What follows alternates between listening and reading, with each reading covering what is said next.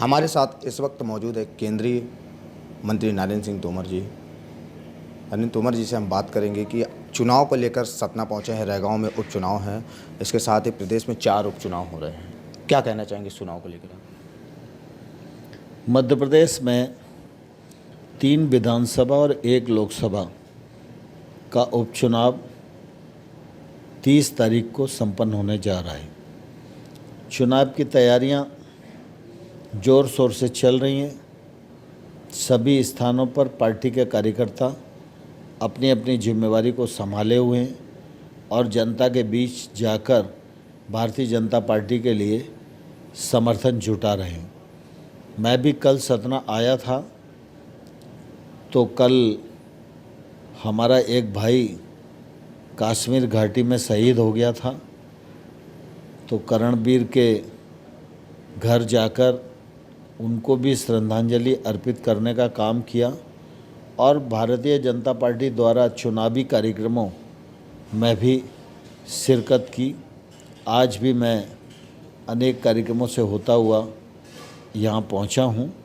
मैंने जो तैयारी देखी है और जनता के भीतर जो उत्साह देखा है, उसके आधार पर मैं ये कह सकता हूँ कि इन उपचुनावों में भारतीय जनता पार्टी विजय हासिल करेगी और भारतीय जनता पार्टी की जीत सुनिश्चित होगी।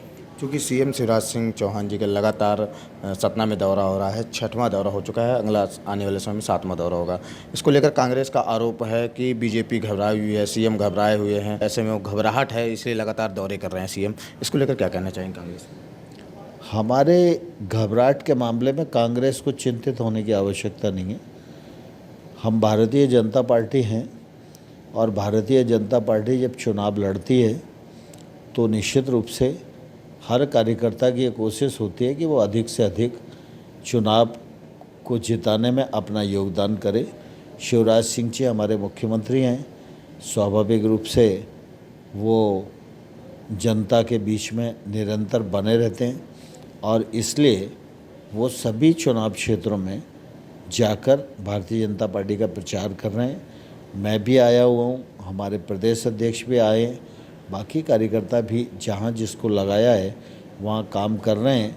इसलिए घबराहट जैसी कोई बात नहीं है, लेकिन चुनाव होता है, इसलिए चुनाव को पूरे ताकत और मनोयोग से लड़ना चाहिए और वो लड़ने का प्रयास भारतीय जनता पार्टी कर रही है। आपके पार्टी के खनिज मंत्री हैं बृजेंद्र प्रताप सिंह, उनका प्रत्याशी के बालों में चश्मा फंस जाने को मुद्दे को लेकर कांग्रेस ने ट्वीट किया है और अपशब्दों का प्रयोग किया है बीजेपी को लेकर। क्या कहेंगे इसके लिए? मैं समझता हूँ कि कांग्रेस को इस प्रकार की घटिया राजनीति से बचना चाहिए। इस प्रकार के आरोप प्रत्यारोप लगाकर वो अपने गलतियों को जो छुपाने का प्रयत्न कर रहे हैं, वो गलतियाँ छुपेंगी नहीं। 1.25 साल में मध्य प्रदेश ने जो भोगा है वो अभी लोग भूले नहीं हैं। आज कमलनाथ भी दूसरा दौरा था कमलनाथ जी का। आज दूसरे दौरे में उन्होंने कहा है कि चुनावी सभा में जनसभा को संबोधित करते हुए उन्होंने कहा है कि 17 साल का जवाब मांगेगी जनता। नहीं, देखिए 17 सालों में तो सीएम तो बहुत सारा जवाब दे सकते हैं, लेकिन कांग्रेस को जवाब मांगने का अधिकार किसने दिया? 2003 से पहले कांग्रेस की सरकार थी, मध्य प्रदेश में बिजली नहीं थी। 2003 से पहले कांग्रेस में की सरकार मध्य प्रदेश में थी तो एक सड़क नहीं थी। भाजपा की सरकार बनी तो आज मध्य प्रदेश को 24 घंटा बिजली मिलती है। मध्य प्रदेश में अच्छी सड़कें और कृषि के क्षेत्र में मध्य प्रदेश ने पूरे देश में कीर्तिमान स्थापित किया है। इसको कमलनाथ जी को नहीं भूलना चाहिए। कमलनाथ जी कहते हैं कि शिवराज जी एक्टिंग करते हैं, उनको एक्टिंग में चले जाना चाहिए और झूठ फरेब ज़्यादा बोलते हैं। इसको क्या कहें? नहीं, मैं समझता हूँ कि इस प्रकार के आरोप मिथ्या आरोप हैं और ये बातें तभी होती हैं जब अपने पास बोलने के लिए कोई सकारात्मक उपलब्धि नहीं होती। क्योंकि आप दौरे पर हैं, 2 दिवसीय दौरे पर थे, आपने कितनी सभाएं की और चुनाव को लेकर क्या कुछ कहना चाहते हैं ईटीवी भारत? मैं अनेक कार्यक्रमों में गया जिसमें कुछ सभाएं भी थीं, कुछ जनसंपर्क भी थे, कुछ व्यक्तियों की बैठकें भी थीं और सभी बैठकें और सभी सभाएं अच्छी रहीं, उपयोगी रहीं और मुझे लगता है परिणाम अच्छा होगा।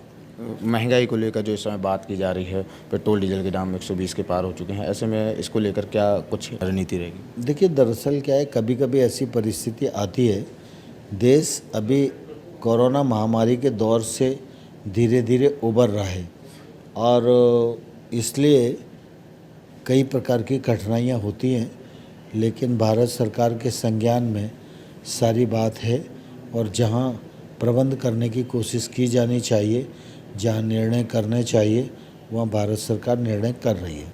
तो ये थे हमारे साथ केंद्रीय मंत्री नरेंद्र सिंह तोमर जी, जिन्होंने बताया कि भारतीय जनता पार्टी चारों उपचुनावों में भारी बहुमत से जीत हासिल करेगी। सतना से ETV भारत के लिए प्रदीप कश्यप, सतना, मध्य प्रदेश।